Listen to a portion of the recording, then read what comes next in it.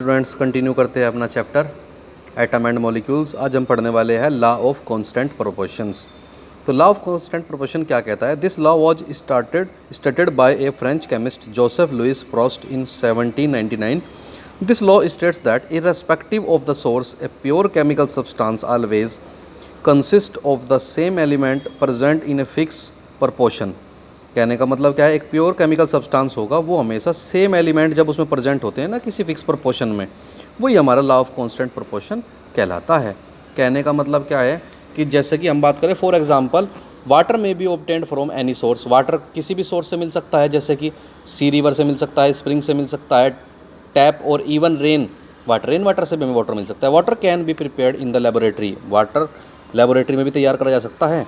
The ratio of mass of hydrogen to the mass of oxygen is 1:8। इसमें hydrogen का और oxygen का जो रेशो रहता है वो 1:8 रहता है। जैसे H2O है, हाइड्रोजन का 1 2 से मल्टीप्लाई कर दोगे 2 और ऑक्सीजन का 16, तो 1:8 हो सकता है। This law is applicable to pure compounds only. यह जो लॉ है ना, लॉ ऑफ प्रोपोर्शन, वो प्योर कंपाउंड्स के लिए एप्लीकेबल होता है। एग्जाम्पल के द्वारा अब इस बात को हम पढ़ते हैं बच्चों। Hydrogen and oxygen combined in the ratio of 1:8 by mass to form water. Hydrogen और ऑक्सीजन कंबाइंड होते हैं 1:8 में प्योर फॉर्म में। जब वो किसकी फॉर्मेशन करते हैं बच्चे? वाटर की करते हैं। What mass of oxygen will be required to react completely with 4 gram of hydrogen. कहने का मतलब क्या है कि अगर 4 ग्राम आपके पास में क्या है बच्चे? हाइड्रोजन है, तो कितनी की आवश्यकता आपको होगी? कितने मास की आवश्यकता होगी ऑक्सीजन की? अगर 4 ग्राम हाइड्रोजन है, ध्यान से कि बच्चे, अगर 4 ग्राम हाइड्रोजन है तो कितने मास की आवश्यकता होगी ऑक्सीजन के? कि अगर आपको क्या बनाना है बच्चे? अगर आपको क्या बनाना है? वाटर बनाना है। तो गिवन क्या कर दिया आपको? 4 ग्राम हाइड्रोजन कर दिया। तो आपको पता है हाइड्रोजन का और ऑक्सीजन का वाटर में रेशो कितना होता है? 1:8 होता है। तो according to the given data mass of the oxygen combining with 1 gram of hydrogen 8 gram. आपको गिवन है mass of the oxygen combining with 4 gram of hydrogen. तो 8 का सिंपल मल्टीप्लाई कर देना 4 में, तो यानी कि आपको 32 ग्राम ऑक्सीजन की आवश्यकता होगी। किसे बनाने के लिए बच्चों? वाटर की फॉर्मेशन करने के लिए। ये आपका क्या था बच्चों? लॉ ऑफ कांस्टेंट प्रोपोर्शंस था। ठीक है, कि किसी भी सिस्टम के द्वारा आप किसी नए मॉलिक्यूल्स की फॉर्मेशन किस प्रकार से कर सकते हैं। वे सारे के सारे जो मॉलिक्यूल्स होंगे या एलिमेंट्स होंगे सारे के सारे प्योर फॉर्म में होने चाहिए। आपका लॉ ऑफ कांस्टेंट प्रोपोर्शन था बच्चों। अब बात करते हैं डाल्टन एटॉमिक थ्योरी की। डाल्टन एटॉमिक थ्योरी में क्या कहा गया था? After the laws of chemical combination were propose, scientist try to give appropriate explanation of the laws. British chemist John Dalton provide the basic theory about the nature of matter. He propose the idea of divisibility of matter. He said that the smallest particle of matters are atom. तो उसने क्या कहा? Dalton साहब ने एक theory दी अपनी atom को लेकर। उन्होंने कहा जो स्मॉलेस्ट पार्टिकल है ना मैटर का, मैटर क्या था? Anything in this world which occupy space. Matter तो हमारे सॉलिड, लिक्विड और गैस थे जो स्पेस को ऑक्यूपाई करते थे। तो फिर उन्होंने बात बताई बच्चों कि जो स्मॉलेस्ट पार्टिकल है ना इस दुनिया में मैटर का, वो हमारा एटम होता है। तो कुछ पोस्टुलेट्स बताई, कुछ परिकल्पनाएं बताई डाल्टन साहब ने, किन चीज़ों को मानकर उसे एटम कहा गया है। तो वो पढ़ते हैं, ये बहुत इंपॉर्टेंट है। अपनी फेयर कॉपी में आप सभी को ये नोट डाउन करना है। All matter is made up of very tiny particle called atom. जितने भी मैटर होते हैं ना बच्चों, वो बहुत छोटे छोटे पार्टिकल से मिलकर बने हुए होते हैं, उन्हें आप कहते हैं atoms. Atoms are indivisible particle which can not be created और destroyed in a chemical reaction. Atom जो होते हैं ना, इंडिविजिबल पार्टिकल होते हैं बच्चों। इन्हें आप ना तो क्रिएट कर सकते हैं, ना ही डिस्ट्रॉय कर सकते हैं किसी भी केमिकल रिएक्शन में। Atoms of a given element are identical in mass and chemical property. जो एटम होते हैं किसी भी एलिमेंट के, वे आइडेंटिकल होते हैं मास में और केमिकल प्रॉपर्टी में भी।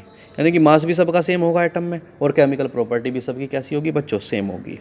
Atoms of different element have different mass and chemical property. अगर अलग अलग एलिमेंट है तो उनके अलग अलग मास होंगे, अलग अलग केमिकल प्रॉपर्टी होगी। Atoms combine in the ratio of small whole numbers to form compound. Atom जो होते हैं ना, जब बहुत सारे रेशो में कंबाइंड हो जाते हैं तो वे कंपाउंड की फॉर्मेशन कर लेते हैं। The relative number and kind of atom are constant in a given compound. यानी कि जितने नंबर होंगे ना या काइंड ऑफ एटम्स होंगे, कॉन्स्टेंट काइंड ऑफ एटम्स होंगे, वे किसी भी कंपाउंड के लिए हो सकते हैं बच्चों। अब कहता है पोस्टुलेट सेकंड जो था of Dalton atomic theory is the basis of the law of conservation of mass.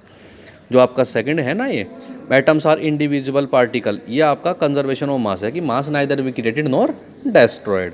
Postulate number 3 Dalton atomic theory is the basis law of constant proportion. और तीसरा लॉ जो है वो कांस्टेंट प्रोपोर्शन। कांस्टेंट प्रोपोर्शन का मतलब होता है, मैंने पहले ही बताया कांस्टेंट प्रोपोर्शन का मतलब कि जो हमारे एटम्स होंगे ना या एलिमेंट्स होंगे सारे आइडेंटिकल होंगे, सेम होंगे और प्योर फॉर्म में होंगे। तो ये कांस्टेंट प्रोपोर्शन के लॉ को भी बताता है। अब लिमिटेशन क्या है, डाल्टन एटॉमिक थ्योरी का लिमिटेशन होता है, the atom can be further sub divided into proton, neutron and electron. Atom को जो है आगे आप डिवाइड कर सकते हैं किस में, प्रोटॉन में, न्यूट्रॉन में और इलेक्ट्रॉन में। प्रोटॉन पॉजिटिव होते हैं, न्यूट्रॉन न्यूट्रल होते हैं, इलेक्ट्रॉन आपके निगेटिवली चार्ज होते हैं। The atom of same element are not similar in all respect. Atom जो होते हैं ना हर एलिमेंट के, वो सिमिलर नहीं हो सकते। They may vary in mass and density, वे मास और डेंसिटी में अलग अलग हो सकते हैं।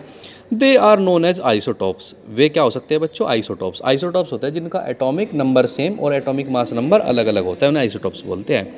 Example, hydrogen has 3 isotopes having mass number 1 AMU, 2 AMU, 3 AMU। AMU का मतलब होता है बच्चे एटॉमिक मास यूनिट।